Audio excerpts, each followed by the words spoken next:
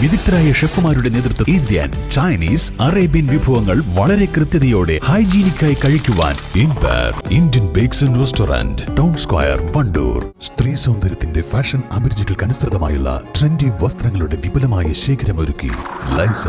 ഇത് സ്ത്രീകൾക്കും കുട്ടികൾക്കും മാത്രമായുള്ള ശേഖരം. ലൈസ ladies and kids, Angadipoyil bus stand, Wandoor. Wayanad Lok Sabha മണ്ഡലം LDF സ്ഥാനാർത്ഥി ആനി രാജ വണ്ടൂരിൽ മൂന്നാംഘട്ട പര്യടനം നടത്തി. രാവിലെ 8 മണിക്ക് മമ്പാട് ചെമ്പക്കാട് നിന്ന് ആരംഭിച്ച പര്യടനം ഉച്ചയോടെ വണ്ടൂർ അമ്പലപ്പടി കോളനിയിൽ സമാപിച്ചു. മമ്പാട്, തിരുവാലി, പോരൂർ, വണ്ടൂർ പഞ്ചായത്തുകളിലെ വിവിധ ബൂത്തുകളിൽ വോട്ടഭ്യർത്ഥിച്ച് ആനി രാജ എത്തി. ഓരോ പര്യടന കേന്ദ്രങ്ങളിലും ആവേശോജ്വല സ്വീകരണങ്ങളാണ് ഇടതുമുന്നണി പ്രവർത്തകർ സ്ഥാനാർത്ഥിക്ക് നൽകിയത്.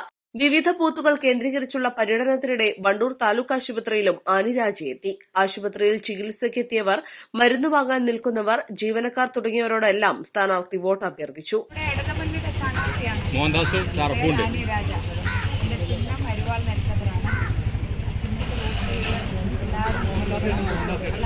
ഞാൻ ഇടതുമുന്നണിയുടെ സ്ഥാനാർത്ഥിയാണ്.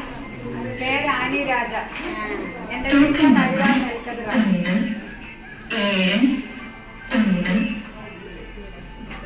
ആ ചിഹ്നത്തിൽ അരിവാൾ നെൽക്കതിരിൽ വോട്ട് ചെയ്ത് എന്നെ ജയിപ്പിക്കണം, നിങ്ങളോടൊപ്പം എന്നെ ചേർത്ത് നിർത്തണമെന്ന് നിങ്ങളെ നേരിൽ കണ്ട് പറയാൻ വന്നതാണ്.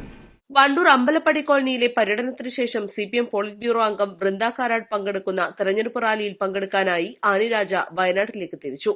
നാളെ വീണ്ടും വണ്ടൂർ മണ്ഡലത്തിൽ പര്യടനം തുടരും. ചോക്കാട് മാടമ്പത്ത് നിന്ന് ആരംഭിച്ച് തൂവൂരിൽ സമാപിക്കുന്ന രീതിയിലാണ് ബുധനാഴ്ചയിലെ ബൂത്ത് തല പര്യടനം ക്രമീകരിച്ചിട്ടുള്ളത്.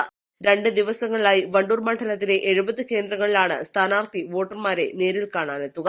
ബുധനാഴ്ച വൈകിട്ട് 5-ന് കരുവാരക്കുണ്ട് കുട്ടത്തിയിലെ പര്യടനത്തിൽ മന്ത്രി കടന്നപ്പള്ളി രാമചന്ദ്രനും പങ്കെടുക്കും.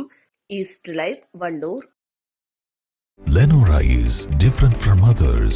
Years of perfect stitching experience. Lenora linen, cotton